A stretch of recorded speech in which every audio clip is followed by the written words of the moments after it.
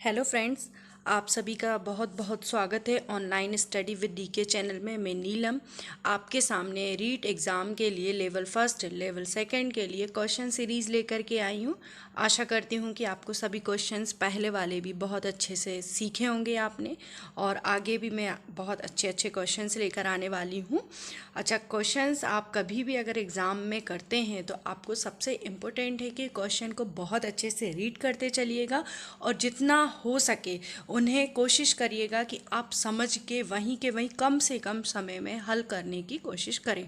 आज हमारा first question है a प्लस बी का whole square equals to A square plus B square plus 2ab के बारे में निम्न में से क्या सत्य है। ये क्वेश्चन 7th क्लास से हम ये वाला जो फॉर्मूला है हम इसे पढ़ते आए हैं, लेकिन कभी कभी हम ये भूल जाते हैं कि ये एक समीकरण है, यह एक सर्वसमीका है, या फिर ये दोनों है, या फिर ये कोई नहीं है। ये कुछ लोगों के लिए बहुत ही सिंपल सा क्वेश्चन है, लेकिन कभी कभी हम भूल जाते हैं, हमें जल्दबाजी में हम नहीं इसका सही आंसर लगा पाते हैं। तो मैं आपको ये बता दूं कि ये एक समीकरण नहीं है, ये एक हमेशा एक सर्वसमीका है, क्योंकि हमने बोला था कि सर्वसमीकाएं आइडेंटिटीज़ होती हैं। तो हमेशा याद रखिएगा कि a प्लस बी का whole square equals to A square plus B square plus 2ab, यह एक सर्वसमीका है। हमारा जो सेकंड क्वेश्चन है वो है प्रश्न सेकंड, एक कक्षा में 54 विद्यार्थी हैं। कितने विद्यार्थी हैं? 54 विद्यार्थी। क्वेश्चन की लैंग्वेज भाषा को समझने की बहुत अच्छी तरीके से कोशिश करना चाहिए। 54 विद्यार्थी हैं। यदि छात्रों की संख्या छात्रों की संख्या की 4/5 गुनी हो तो छात्रों की संख्या होगी। हमें क्या बोला गया है यहाँ पर? हमें टोटल जितने भी हैं कुल विद्यार्थी दिए हुए हैं। क्या दिए हुए हैं यहाँ पर? हमें कुल विद्यार्थी की, आपके कुल विद्यार्थी कितने हैं यहाँ पर? 54 विद्यार्थी हैं। आप सबसे पहले तो यह चेक करेंगे कि कुल विद्यार्थी कितने? 54 विद्यार्थी है। अब बोला है यदि छात्रों की संख्या की, तो छात्राओं की संख्या आप अच्छे से चेक करेंगे कि छात्राओं की जो संख्या है वो छात्रों की संख्या की कितने गुनी है? 4/5 गुनी है। समझ में आ रही है मेरी बात? कि छात्रों की संख्या की 4/5 गुनी है। हमने ये भी देख लिया यहाँ से। अगर मैं इसे छात्राओं मतलब जो कि हमारी गर्ल्स हैं और जो भी हमारे बॉयज़ हैं, हम उन्हें इस तरह से सेपरेट कर लें और 4/5 के इक्वेट कर दें, तो ये भी हमें एक अनुपात मिल जाता है। तो अनुपात को हम क्या इस तरह से लिख सकते हैं कि हमारे जो छात्र और छात्राएँ हैं टोटल हमारे कितने हैं? 54 है। अब हमारी ये समीकरण है और हम इसे बहुत ही आसानी से हल कर लेंगे। x बराबर 6 आ गया, हमारे पास 6 आ गया, और इसमें बोला क्या गया है कि हमें छात्रों की संख्या निकालनी हो। छात्र कितने हैं हमारे पास? 5x, तो 5 और मल्टीप्लाई हम 6 कर देंगे, तो हमारे पास कितना आ गया यहाँ पर? 30। तो हमारे कितने हो जाएंगे यहाँ पर? जो छात्र होंगे, छात्रों की संख्या हमारी 30 हो जाएगी। एक बार वो समझेंगे आप इस क्वेश्चन को। कुल विद्यार्थी 54 हैं, छात्रों की संख्या का जो अनुपात है छात्रों के 4/5 है। तो हम इसे सेपरेट करके अलग अलग करके अनुपात में निकाल लेंगे, और जब हम अलग अलग अनुपात में निकाल लेते हैं तो हमें अगर टोटल नंबर दिए हुए हैं तो हम उनके अनुपात को ऐड कर सकते हैं, और ऐड करने के साथ ही हम उनके अलग अलग वैल्यूज़ भी निकाल सकते हैं। तो हमारी जो छात्रों की संख्या हो गई वो हो गई यहाँ पर 30। अब हम अगला क्वेश्चन देखते हैं। मैं आज आपके लिए इस तरह के क्वेश्चंस लाई हूँ कि आपको थोड़ा सा ज़्यादा समझने की कोशिश करना होगा। अगर आप इस तरह से करते हैं एग्ज़ाम में भी तो आपको बहुत ही ज़्यादा फ़ायदा मिलने वाला है इन क्वेश्चंस का। तो देखिए हमारा जो अगला क्वेश्चन है कि निम्न में से कौन सा कथन सत्य नहीं है। देखिए अच्छे से इसकी भाषा को पढ़िए, यहाँ लिखा हुआ है सत्य नहीं है। आप जल्दबाजी में सत्य पढ़ सकते हैं इसे, तो सत्य नहीं है। अब बोला गया है कि संख्या 25 एक पूर्ण वर्ग संख्या है। क्या संख्या 25 एक पूर्ण वर्ग संख्या है? तो ये आपको पता होना चाहिए कि 5 × 5 आपके पास क्या मिल जाता है? 25। मतलब ये तो सत्य हो गया कि 25 एक पूर्ण वर्ग संख्या है। फिर अगला है हमारे पास कि किसी विषम संख्या के वर्ग के दो क्रमशः धनात्मक पूर्णांकों के योग के रूप में सदैव व्यक्त कर सकते हैं। अब यहाँ पर बोला गया है कि क्या हम किसी विषम संख्या के वर्ग, कोई भी विषम संख्या उठा लीजिए, मान लो हमने यहाँ पर 3 ले ली, अब इसके वर्ग, इसका वर्ग करना है, को दो क्रमशः धनात्मक पूर्णांकों के योग के रूप में व्यक्त कर सकते हैं। इसका वर्ग हमारा 9 है, तो क्या हम इस 9 को कोई भी दो धनात्मक पूर्णांकों के रूप में व्यक्त नहीं कर सकते? तो ये तो सही बात है, हम कर सकते हैं।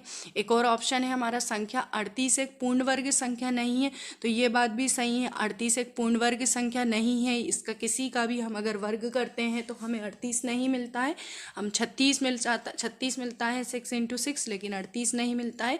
अगला हमारा है लास्ट ऑप्शन, किसी सम संख्या के वर्ग को दो क्रमागत धनात्मक पूर्णांकों के योग के रूप में व्यक्त कर सकते हैं। कोई भी जो सम संख्या है, ठीक है, किसी भी सम संख्या के वर्ग को दो क्रमागत धनात्मक पूर्णांकों के योग के रूप में व्यक्त कर सकते हैं। तो देखिए, कोई भी सम संख्या है, हमने सम संख्या का वर्ग मतलब हमने सम संख्या 2 ले ली और इसका जो वर्ग है हमारे पास 2, दो क्रमागत धनात्मक पूर्णांकों के योग के रूप में सदैव हम व्यक्त कर सकते हैं।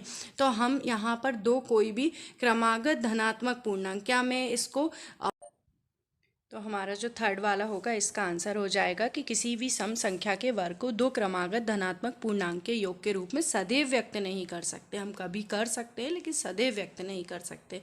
हमारा अगला क्वेश्चन है, अब प्रश्न क्रमांक हमारा 4 है, निम्न में से कौन सा कथन असत्य है? कौन सा कथन असत्य है?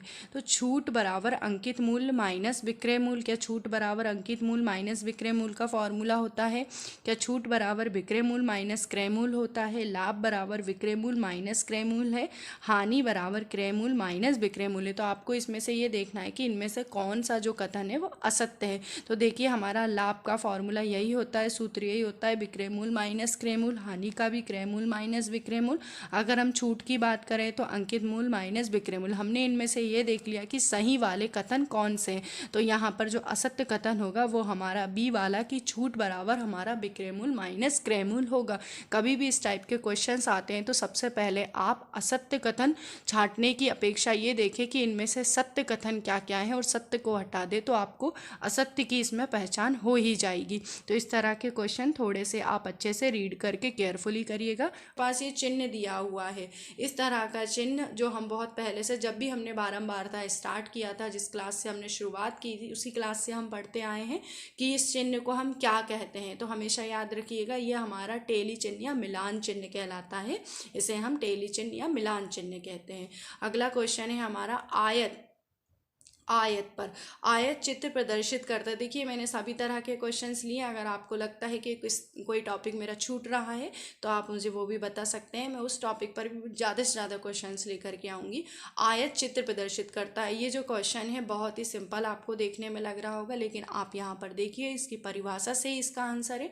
आयत चित्र प्रदर्शित करता है असतत वर्गीकृत बारंबारता आवंटन को, वर्गीकृत बारंबारता आवंटन को या सतत बारंबारता वर्गीकृत बारंबारता आवंटन को। तो आयत का जो चित्र होता है इसमें बोला गया है कि क्या यह असतत बारंबारता आवंटन है या अवर्गीकृत है या सतत है। तो ये वाला जो आंसर आएगा आपका सतत वर्गीकृत बारंबारता आवंटन। आप हमेशा इसे याद रखेंगे कि आयत का जो चित्र होता है वो सतत वर्गीकृत बारंबारता आवंटन को प्रदर्शित करता है।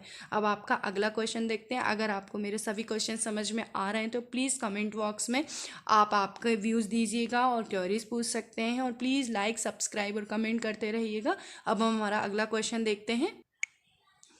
निम्न में से कौन सी दशा दो त्रिभुजों को सर्वांगसम सिद्ध करने के लिए पर्याप्त नहीं है?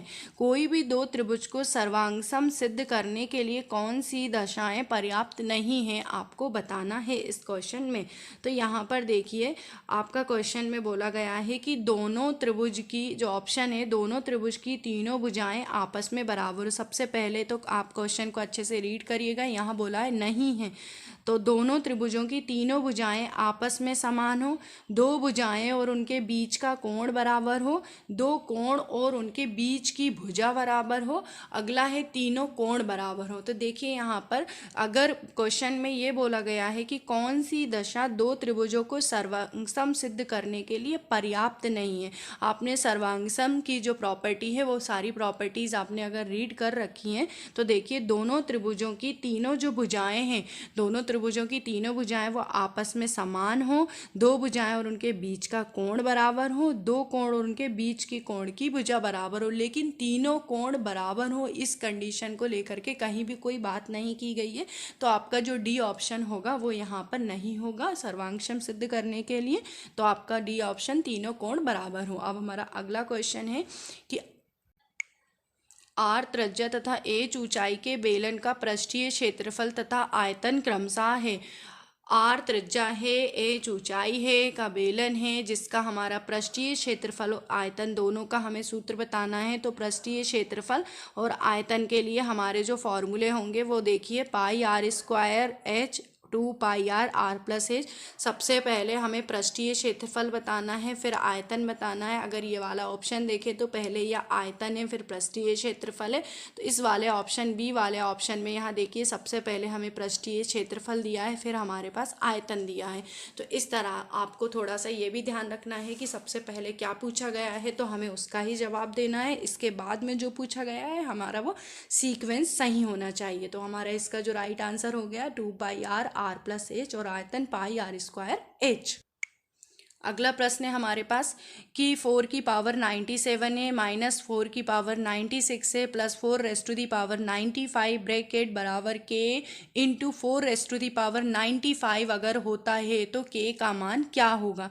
इस तरह के जो क्वेश्चंस होंगे आप किस तरह से करेंगे। सबसे पहले तो यहाँ पर देखिए 4 की पावर 95 है यहाँ पर, तो इस वाला जो इक्वेशन है इस इक्वेशन से आप 4 की पावर 95 के टर्म में आप बाहर निकालेंगे। अगर मैं यहाँ से बाहर निकाल लूँगी तो हमारे पास 97 95 है तो यहाँ पर 4 रेस टू दी पावर 2 और यहाँ पर 95 बाहर है तो 4 की पावर 1 और ये 1 और हम k इंटू 4 की पावर 95 हमको प्रूफ करना है। अगर मैं 4 रेस टू दी पावर 95 इसको 16 माइनस 4 प्लस 1 लिखेंगे। 16 में से 4 अगर माइनस होता है तो 12 और 1 प्लस 13 तो 495 इंटू 13। तो अगर हम इक्वेट करके देखेंगे तो k की जो वैल्यू होगी हमारे पास क्या आ जाएगी 13। तो हमारे पास 13 कहाँ है ऑप्शन नंबर सी। तो आपका जो ऑप्शन नंबर सी होगा वो हमारा जो अगला क्वेश्चन है 5a square plus 15a minus 6b minus 2ab। इसमें हमें इस तरह से इसके गुणनखंड निकालने हैं। तो गुणनखंड निकालने के लिए आपको हमें दो के जो जोड़े होते हैं पेयर होते हैं उसमें हम सेपरेट करते हैं। अगर हम यहाँ से देखें तो हमें यहाँ पर 5 कॉमन है और a कॉमन है।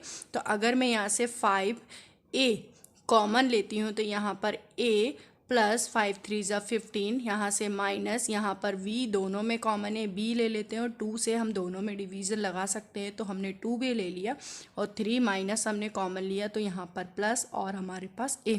अगर हम देखें तो यहाँ भी a प्लस 3 है और यहाँ पर भी हमारे पास a प्लस 3 है। तो अगर यहाँ पर दोनों में हम a प्लस 3 ले रहे हैं तो हम a प्लस 3 को हम कॉमन निकाल सकते हैं और हमारे पास क्या होगा 5a माइनस 2b। तो हम इनमें से चेक करते हैं कि कहाँ पर हमारे पास 5a माइनस 2b है और a प्लस 3 है। अगर देखा जाए तो हमारे पास डी ऑप्शन में 5a माइनस 2b और a प्लस 3 दिया हुआ है। इसी तरह अब हम ये जो अगला क्वेश्चन है मैंने सिंप्लीफिकेशन से लिया है। सिंप्लीफिकेशन में 1/8/1000 रूट में बाहर 3 एंड प्लस 3 रूट ऑफ 192/3। तो इस तरह के जो क्वेश्चन होते हैं सबसे पहले हमें रूट में यहाँ पर देखना है कि हमारे पास घातांकी में हमें 3 दिया हुआ है तो हमें इसके अनुसार इसे हल करना होगा। अगर हम इसे हल करते हैं तो देखिए 1/8 को हम 2 मल्टीप्लाई 2 1000 को 10 मल्टीप्लाई 10 लिखेंगे प्लस हमारे पास यहाँ 3 घातांकी दिया हुआ है 3। अगर हम इसे कैंसिल कर सकते हैं तो हम कैंसिल करेंगे 192/3 3 1 जा 3 3 6 जा 18 3 4 जा 12। इसके बाद इसका मतलब होता है घातांकी मतलब आप सभी जानते होंगे कि हमें 3 के पेयर बनाने, एक जैसे जो नंबर होंगे वो 3 पेयर में होंगे।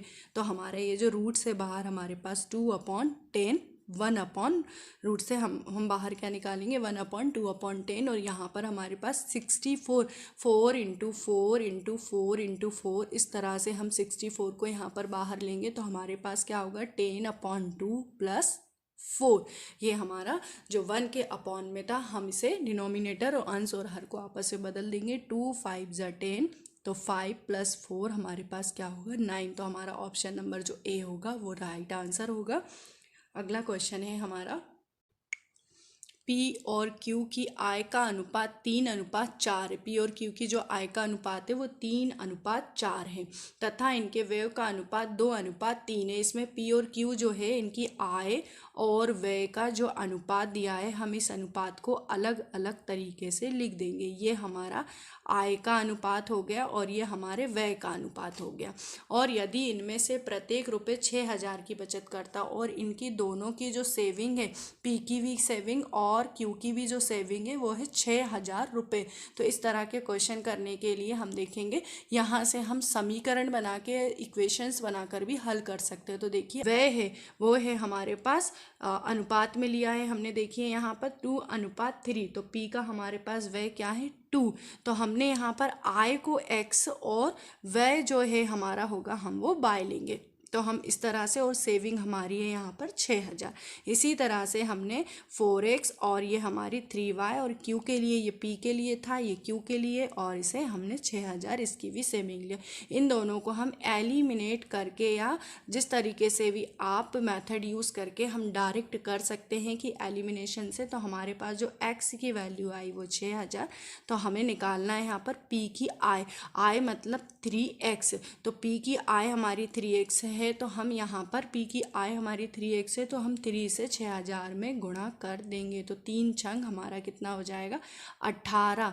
तो हमारा जो राइट आंसर होगा वो क्या होगा 18000। जब भी आय और व्यय से संबंधित क्वेश्चन आए और सेविंग आए तो हमें आय और व्यय को अलग अलग सेपरेट करके जिस भी पर्सन के बारे में बात हो रही है उस पर्सन के अनुसार लिखना है और उनकी सेविंग हमेशा इक्वेट में होगी क्योंकि आय और व्यय का जो भी आपका बचता है वही आपकी सेविंग कहलाती है। तो इस तरह से जो P की जो आय हुई वो हमारी 18000 हुई। आपका अगला क्वेश्चन है कि यदि A की आय B की आय से 50% कम है, A की आय B की आय से 50% कम है तो B की आय A की आय से कितने प्रतिशत अधिक होगी। ठीक है, तो यहाँ पर क्वेश्चन बोल रहा है, पहले तो आप क्वेश्चन देखेंगे कि ए की जो आय है बी की आय से 50% कम है। इन क्वेश्चन को करने के लिए जिस भी व्यक्ति की आय दी है 50% कम, तो उससे पहले वाले व्यक्ति की आय हम ले लेंगे कि उसकी अगर 100 है तो इसकी हमारी आय 50 हो जाएगी, क्योंकि बी की आय से, तो अगर बी की आय 100 होगी तो ए की आय हमारी 50 हो जाएगी। अब यहाँ पर बोला है कि ए की आय बी की आय ए की आय से कितने प्रतिशत अधिक है। यहाँ पर कितने प्रतिशत अधिक हुई किसकी आय, बी की आय ए की आय से। जब भी अधिकता की बात होगी, प्रतिशत अधिकता की, तो हम इस तरह से करेंगे। सबसे पहले तो हमें देखेंगे कि इन दोनों का हमारा जो डिफरेंस है वो क्या है। तो हमारा जो डिफरेंस और जो हमारी ए की आय से बोला गया तो हम ए की आय से, और प्रतिशत में पूछा इसलिए हम 100 से गुणा करेंगे। तो हमारा 50 दूनी 100, यहाँ पर हमारा 50, ये 2 और ये 100, तो हमारा बी होगा राइट आंसर। क्वेश्चन की भाषा को जितने अच्छे से आप जितने जल्दी से समझना सीखेंगे, क्वेश्चंस आपको उतने ही अच्छी तरह से समझ में आने लगेंगे। इसलिए आप कोशिश करें कि क्वेश्चन को अच्छी तरह से रीड करते हुए करते चलें। एक चीनी विलयन में 15% चीनी है। चीनी विलयन मतलब चीनी घुली हुई है, आपका एक विलयन है उसमें 15% चीनी है तथा अन्य चीनी विलयन में 2 चीनी विलयन है। अन्य चीनी विलयन में 5% चीनी है। दूसरे प्रकार के कितने लीटर विलयन को पहले प्रकार के 20 लीटर विलयन में मिलाया जाए कि प्राप्त मिश्रण में 10% चीनी हो। देखिए, क्वेश्चन की भाषा अगर ज़्यादा बड़ा क्वेश्चन है, भाषा आपको कठिन लगती है, तो आप 1 बार 2 बार ज़रूर पढ़ें उसे क्वेश्चन को। अगर क्वेश्चन आपको दिखने में बड़ा दिखाई दे रहा है तो उस क्वेश्चन को छोड़े नहीं, जबकि क्योंकि वो क्वेश्चन बहुत ही सरल होता है, बस आपको 1-2 बार थोड़ा सा समझ में आ जाए। तो देखिए, इस क्वेश्चन को मैं एक बार और रीड करती हूँ। एक चीनी विलयन में 15% चीनी है तथा अन्य चीनी विलयन में 5% चीनी है। दो टाइप की चीनी विलयन है, एक चीनी विलयन अलग है, एक दूसरा चीनी विलयन अलग है। एक चीनी विलयन में इन्होंने बोला कि 15% चीनी है, तो मैंने एक चीनी विलयन को इस तरह से लिख लिया। और दूसरे चीनी विलयन में 5% चीनी है, तो दूसरे चीनी विलयन में हमने ली कि 5% चीनी है।